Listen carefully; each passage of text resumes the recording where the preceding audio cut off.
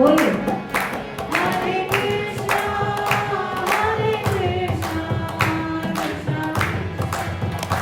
हरे हरे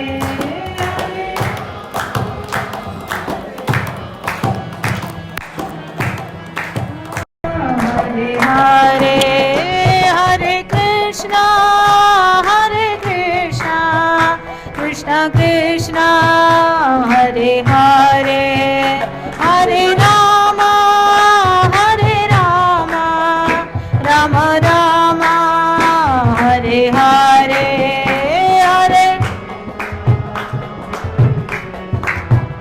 कृष्णा कृष्णा हरे हरे हरे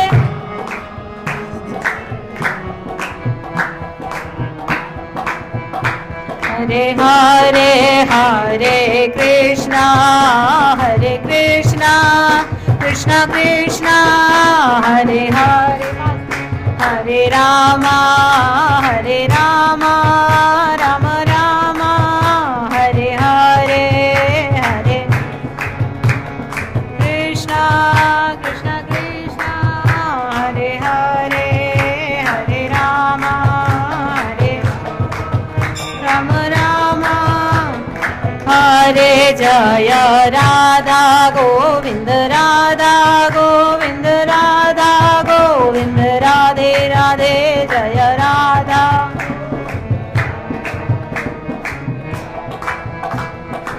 राधे राधे जय राधे श्याम जय राधे श्याम जय राधे श्याम जय वृंदावन धाम जय राधे श्याम राधे श्याम जय राधे श्याम जय वृंदावन धाम जय यशोदा दामोदर जय यशोदा दामोदर जय यशोदा दामोदर जय यशोदा दामोदर जय दामोदर यशोदा दामोदर जय यशोदा दामोदर जय राधा दामोदर राधे राधे जय दामोदर दामोदर राधे जय जय प्रभुपाद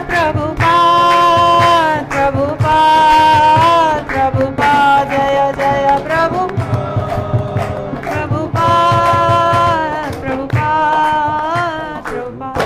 जय श्रील प्रभुपाद की जय।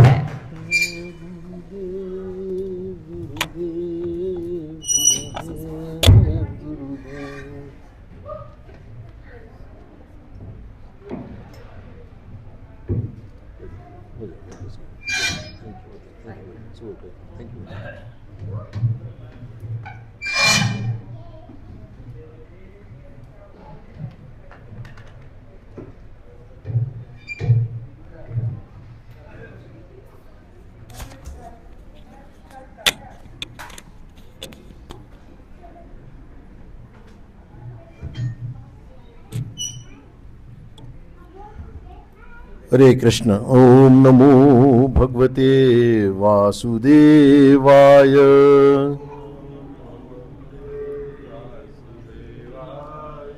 ओम नमो भगवते वासुदेवाय।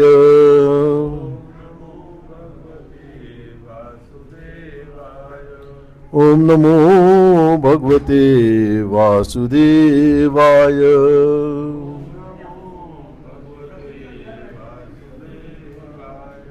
नारायणं नमस्कृत्यं नरं चैवं नरोत्तमं देवीं सरस्वतीं व्यासं ततो जयमुदीरयेत्।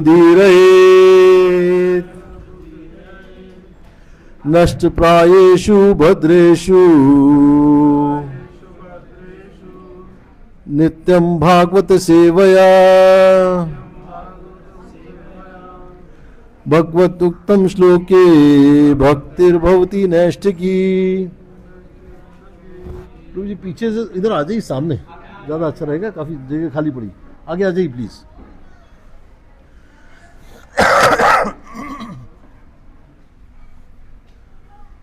सामने आ जाइए, काफ़ी जगह खाली।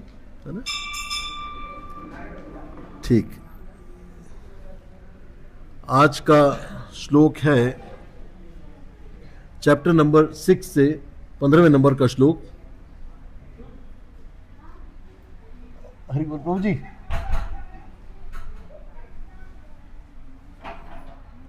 छोटी वाली पानी बोतल आ गई, तो एकदम से गला चूक हो जाता है।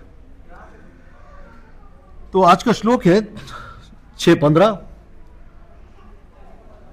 युजुन्नेव सदात्मानं, साथ बात करेंगे। युजुन्नेवं सदा आत्मानं योगी नियतमानसः शांतिं निर्वाण परमां मत संस्थाम अधिगच्छति। इस प्रकार शरीर, मन तथा कर्म में निरंतर संयम का अभ्यास करते हुए संयमित मन वाले योगी को इस भौतिक अस्तित्व की समाप्ति पर भगवत धाम की प्राप्ति होती है।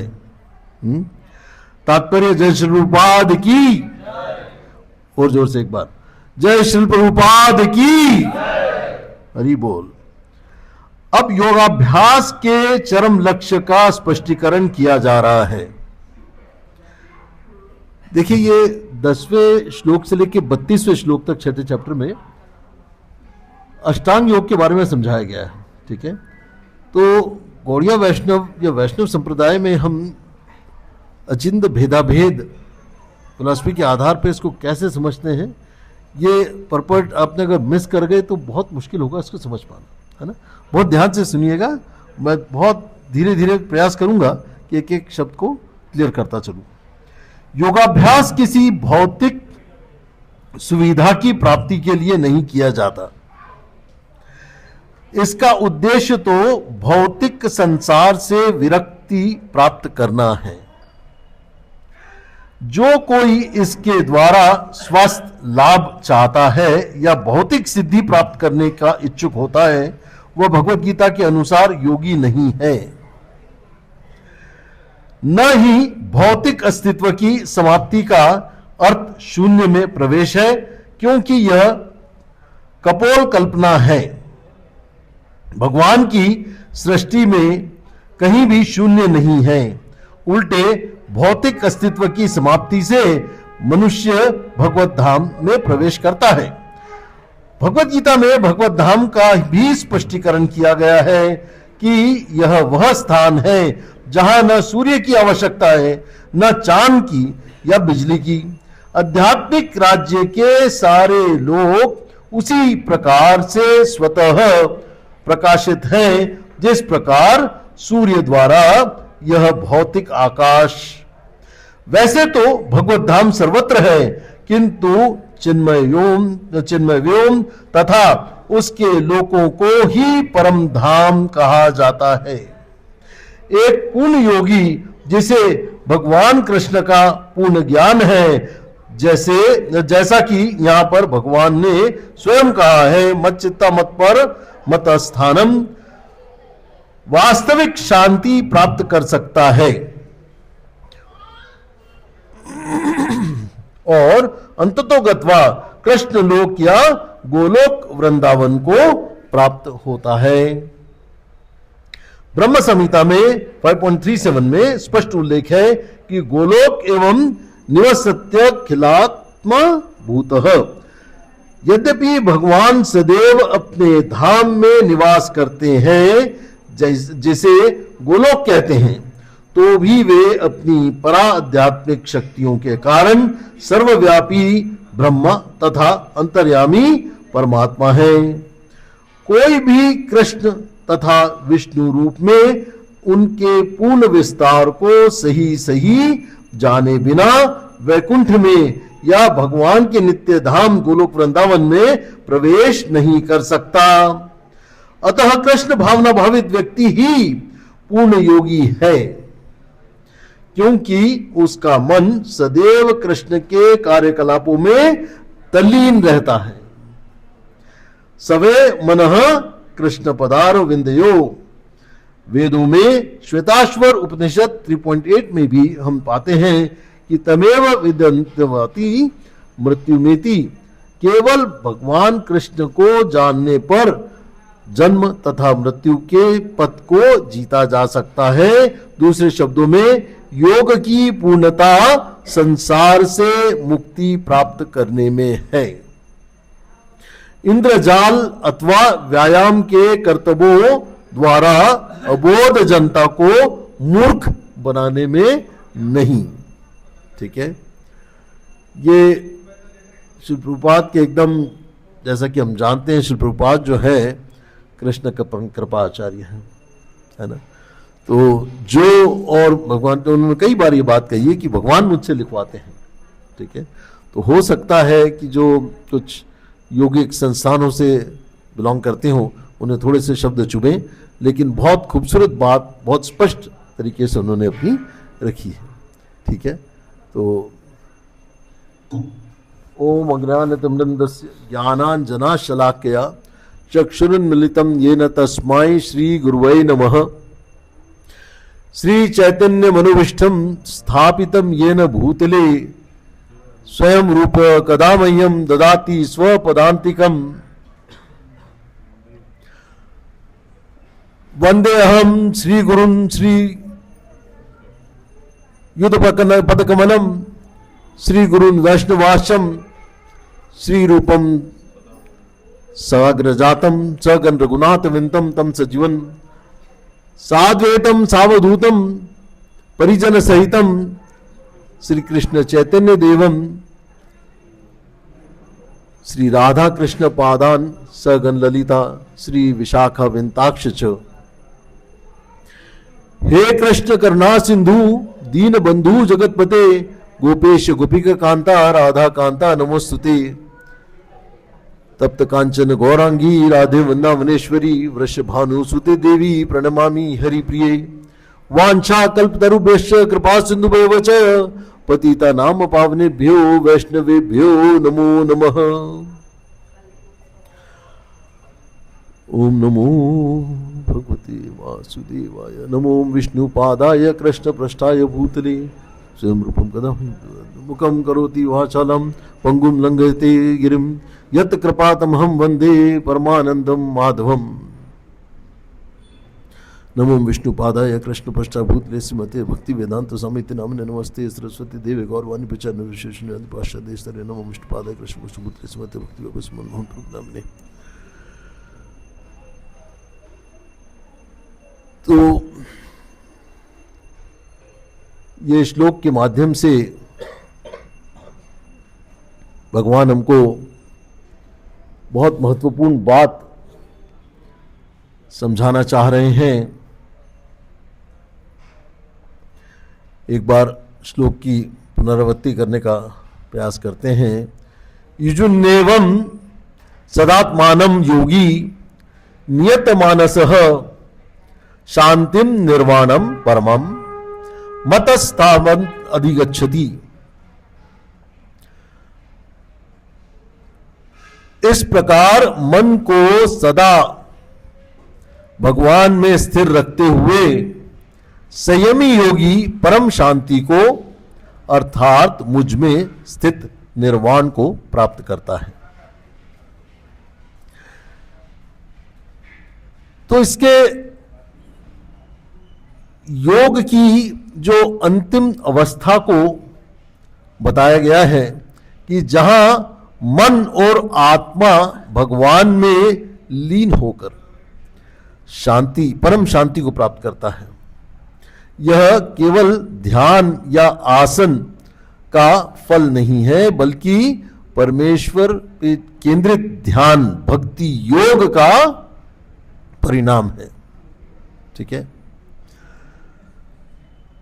तो इसके कुछ भागों में अपन इसको संदर्भ में समझने का प्रयास करते हैं कि जो छठा अध्याय है वो है ध्यान योग। ध्यान योग का वर्णन जो है प्रारंभिक श्लोकों में किया जा चुका है। तो भगवान ने कहा कि सच्चा योगी वह है जो कर्म के फलों में आसक्त नहीं होता। बीच के श्लोकों में ध्यान, आसन और मन नियंत्रण की विधियां बताई गई हैं और अब इस श्लोक में परिणाम बताया गया है, शांति और भगवान में प्रवेश। इसको हम कैसे समझते हैं और अपन आगे इसको समझेंगे।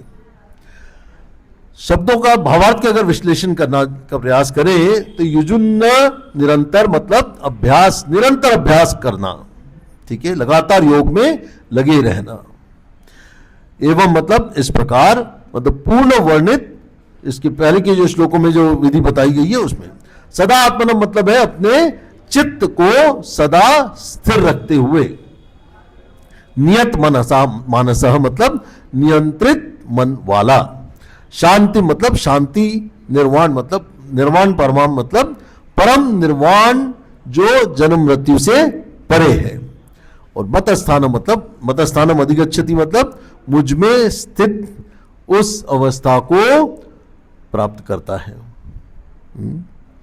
तो जो योगी निरंतर भगवान में मन लगाता है वह परम शांति भगवान की सायुज्य भाव को प्राप्त करता है। अब ये सायुज्य क्या होता है इसको थोड़ा समझते हैं कि एकाकार होना या मिल जाने का अर्थ हम कैसे उसको लेते हैं, उसको समझते हैं कि भागवत जो है सायुज्य भाव का अर्थ यह है कि भगवान के साथ इतना गहरा और अंतर्मुखी संबंध बनाना कि भक्त का चित्त, चेतना और इच्छा सब भगवान में ही विलीन हो जाए। ठीक है, भगवान के उपदेशों को निरंतर फॉलो करना। तो सायुज्य के प्रकार क्या है वो समझते हैं कि शास्त्रों में 4 प्रकार के मुक्ति मोक्ष बताए गए हैं। एक है सालुक्य, भगवान के लोक में निवास प्राप्त करना, ठीक है। दूसरा है सामीप्य, भगवान के समीप रहना, और तीसरा है सारूप्य मतलब भगवान के समान रूप प्राप्त करना। साष्टी मुक्ति मतलब भगवान जैसी ऐश्वर्य प्राप्त करना, और सायुज्य मतलब भगवान के साथ एकत्व का अनुभव करना। इसमें से जो सायुज्य मुक्ति को वैष्णव आचार्यगण स्वीकार नहीं करते हैं, ठीक है, उसमें सेवा का भाव समाप्त हो जाता है, इसलिए स्वीकार नहीं करते।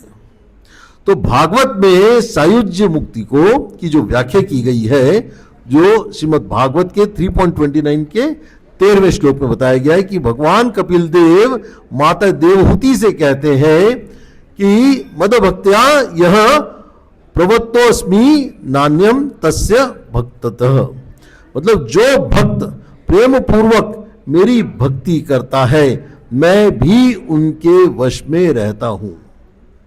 अर्थात भक्त भगवान में लीन होता है पर अपनी पहचान खोकर नहीं, बल्कि सेवा के रूप में प्रेम से मिलता है।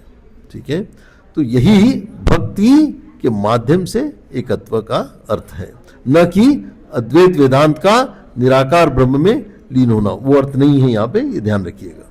ठीक है, तो जो वैष्णव दृष्टि से भागवत सायुज्य, यहां सायुज्य का अर्थ है शरीर या सत्ता से एक होना नहीं, बल्कि हृदय और भावना से एक होना है। कृष्ण भावनाव्रत है ना, तो भगवान के प्रति इतना प्रेममय कि उनके विचार, कर्म और जीवन भगवान की जो इच्छानुसार ही चलना, यही वास्तविक भागवत सायुज्य भाव है। तो सेवामय एकत्व, न कि अहंकारमय विलय। ठीक है, इसके उदाहरण में अगर अपन देखें तो गोपियां, हनुमान जी, प्रहलाद महाराज, अम्बरीश महाराज, इन सभी का भगवान के साथ एकात्म भाव था, परंतु वे भगवान बनने नहीं चाहते थे। उनका भाव था कि मैं उनका सेवक हूं, वे मेरे स्वामी है। ठीक है, यह भाव भागवत सायुज्य भाव का चरम रूप है। ठीक है, तो इस पूरी बात का जो निष्कर्ष है वो कुछ इस प्रकार है कि मायावाद का सायुज्य अहंकार से मुक्त होकर स्वरूप विलय मतलब एक हो जाना है, जबकि भागवत सायुज्य जो है वो प्रेम और भक्ति से हृदय विलय या भावनात्मक एकत्व है। तो वैष्णव भक्त के लिए सायुज्य का अर्थ है भगवान के साथ भावनात्मक एकत्व, जहां भक्त की स्वतंत्रता समाप्त नहीं होती बल्कि सेवा में आनंदपूर्ण लय होती है। ठीक है, अब योग का अर्थ समझते हैं कि योग का जो वास्तविक अर्थ है वो ये नहीं जिसको हम आमतौर पर समझते हैं जीव और परमात्मा का मिलन। ठीक है, तो योग शब्द का मूल अर्थ है संयोजन या मिलन है, मिलन ही है। ठीक है, तो संस्कृत धातु युज है ना, युज्यते से योग शब्द बना है, जिसका अर्थ होता है जोड़ना या जुड़ना, मिलाना, मिलना। ठीक है, एक होना। तो दार्शनिक अर्थ क्या है? What is the philosophical meaning of it? योग का गूढ़ अर्थ है जीवात्मा मतलब व्यक्त चेतना का परमात्मा मतलब सर्वव्यापी चेतना से पुनः मिलन। ठीक है, आत्मा का परमात्मा से मिलन। तो जीवात्मा जो अनादि काल से माया के कारण भगवान से दूर हो गया है, उसका भगवान से पुनः संबंध जोड़ना ही योग कहलाता है। ठीक है, तो ये बहुत महत्वपूर्ण मैसेज हमको समझना बहुत जरूरी कि गीता में योग का जो अर्थ बताया गया है वो 6.23 में भी आता है कि भगवान श्री कृष्ण कहते हैं तम विद्यात दुखम संयोग योगम योग संगीतम, मतलब जो दुख से पूर्णतः अलग हो जाए वही योग कहलाता है। अर्थात जब जीव माया जगत के दुख से अलग होकर भगवान से जुड़ता है वही सच्चा योग है। तो योग के भेद के बारे में अगर अपन जानने का प्रयास करें तो शास्त्रों में योग के अनेक मार्ग बताए गए हैं। कर्म योग मतलब अपने कर्मों को भगवान को समर्पित करना। ज्ञान योग मतलब आत्मा और परमात्मा के तत्व को जानना। और अष्टांग योग मतलब पतंजलि ऋषि ने जो योग विद्या लिखी है जिसमें ध्यान और समाधि से ईश्वर साक्षात्कार पाना। फिर है भक्ति योग मतलब प्रेम पूर्वक भगवान की सेवा और स्मरण द्वारा परमात्मा से मिलने का प्रयास करना। ठीक है, तो भगवत गीता में 6:47 में भी भगवान कहते हैं योगी नाम अपि सर्वशाम मदत्नात्माराम नात्मना, सभी योगियों से वह सबसे श्रेष्ठ है जो मन और हृदय से मुझ में लीन रहता है। इसलिए भक्ति योग ही योग का परम रूप है जहां जीव और परमात्मा प्रेम के बंधन में एकाकार अनुभव करते हैं। तो इस पूरी बात का क्या निष्कर्ष निकल रहा है कि योग का शाब्दिक अर्थ जो है वो संयोजन है, मिलना है। दार्शनिक अर्थ है जीव और परमात्मा का पुनर्मिलन। ठीक है, व्यवहारिक अर्थ है अपने मन, कर्म और वचन को भगवान की सेवा में जोड़ना। जब हमारा मन, बुद्धि और आत्मा केवल भगवान की ओर लग जाता है तब हम वास्तव में योगी कहलाते हैं। ठीक है, आजकल लोग जो है योग को केवल कोई शारीरिक व्यायाम के रूप में जो समझते हैं, जो काफी प्रचलन में है। तो श्री कृष्ण यहां ईश्वर संयोग की बात कर रहे हैं। मन जब इंद्रियों से हटकर भगवान में केंद्रित होता है तभी वास्तविक योग होता है। यही भक्ति योग की पूर्ण अवस्था है। ठीक है, तो इसके एक और भाग में अपन समझते हैं कि नियत मानसः मतलब मन का नियंत्रण, कंट्रोल ऑफ माइंड। भगवान कहते हैं कि योगी को मन को नियंत्रित रखना चाहिए। कैसे रखना चाहिए? जैसे बहता हुआ पानी जब बांध में रोक दिया जाता है तो वह ऊर्जा बन जाता है। वैसे ही मन जब विषयों से हटकर भगवान में स्थिर हो जाता है तो वह शांति, स्थायी शांति प्राप्त करता है। ठीक है, तो ये बहुत महत्वपूर्ण बात हमको समझने की है। श्रीमद् भागवत में 11 कैंटो के 14 चैप्टर के 36 में आता है, मत्येव मन आदस्त्व, मतलब मन को मुझ में लगाओ क्योंकि मुझसे श्रेष्ठ कुछ नहीं है? तो ये श्रीमद् भागवतम का बहुत महत्वपूर्ण श्लोक है। शांतिम निर्वाण परमाम, ये कंपोनेंट बहुत समझना जरूरी है। परम शांति क्या है? सामान्य शांति कुछ समय के लिए मानसिक स्थिरता होती है, लेकिन भौतिक इच्छाओं की पूर्ति से उत्पन्न अल्पकालिक सुख होता है ये। लेकिन जो परम शांति है, जब आत्मा और परमात्मा का संबंध पुनः स्थापित हो जाता है, यह शांति निर्वाण परमाम मतलब जन्म मृत्यु के चक्र से परे का अनुभव कराती है। यह शांति भक्ति से आती है और ध्यान या ज्ञान से नहीं। इसका अगर शास्त्रीय संदर्भ अपन देखें तो 5वें श्लोक का जो 29 नंबर का श्लोक है, जिसमें भगवान कह रहे हैं, I am the enjoyer, I am the proprietor and I am the controller. जो जानता है कि भगवान सबके स्वामी है वही शांति प्राप्त करता है ना। तो इसकी अगर एक छोटी सी कथा के माध्यम से अगर समझने का प्रयास करें तो ध्रुव महाराज जो है क्रोध और दुख में तपस्या शुरू की।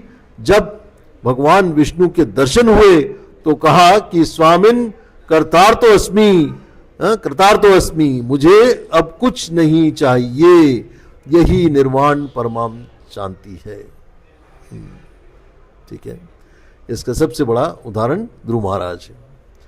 मतस्थारास में अधिगच्छति मतलब भगवान में प्रवेश। इसको भी बहुत समझना जरूरी है कि भगवान यहां कहते हैं मुझ में स्थित अवस्था को प्राप्त करता है, मतलब यह सायुज्य मुक्ति नहीं बल्कि भगवत सानिध्य मतलब भगवान की उपस्थिति में रहना, मतलब भगवान की उपस्थिति को सदैव अनुभव करना। ठीक है, भगवान मेरे हैं, मैं भगवान का हूं। ठीक है, इस भाव में सदैव बने रहना। ठीक है, इसका उदाहरण समझते हैं कि अम्बरीश महाराज, दुर्वासा मुनि ने आक्रमण किया पर वह शांत रहे, बिल्कुल रिएक्ट नहीं किया, क्योंकि उनका मन सदा मतस्थ था, सदा हरि भजन में स्थित रहा। परिणाम क्या हुआ? उन्हें निर्वाण परमाम शांति प्राप्त हुई, है ना। तो ये बहुत महत्वपूर्ण उदाहरण अम्बरीश महाराज का इस पर्टिकुलर पार्ट को समझने के लिए आता है।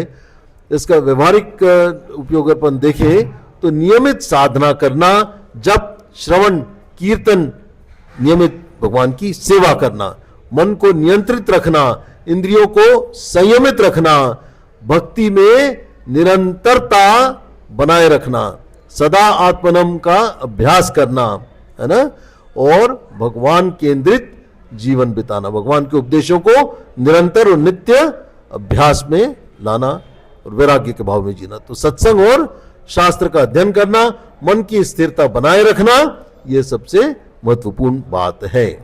ठीक है, तो इस पूरी बात को जब अपन एक निष्कर्ष रूप में देखें तो योग का अंतिम लक्ष्य केवल मन की शांति नहीं, बल्कि भगवान के साथ, मैं भगवान का हूं और भगवान मेरे हैं, ठीक है। जो मन को सदा भगवान में लगाता है वही सच्चा योगी है। यह अवस्था तभी आती है जब हम कर्म, ज्ञान और ध्यान तीनों को भक्ति में समर्पित कर देते हैं, ठीक है। तो ये था आज का श्लोक के बारे में। समय हो चला है, थोड़ा सा वक्त बहुत कम है, कुछ अगर समय है, अभी तक पर्दा नहीं खुला है, तो मन को भगवान में स्थिर रखने की सबसे बड़ी बाधा क्या है, उसके ऊपर हमको विचार करना चाहिए। दूसरा प्रश्न आता है कि क्या केवल आसन और प्राणायाम से निर्वाण परमम शांति संभव है? इन प्रश्नों के ऊपर आप चिंतन करिए।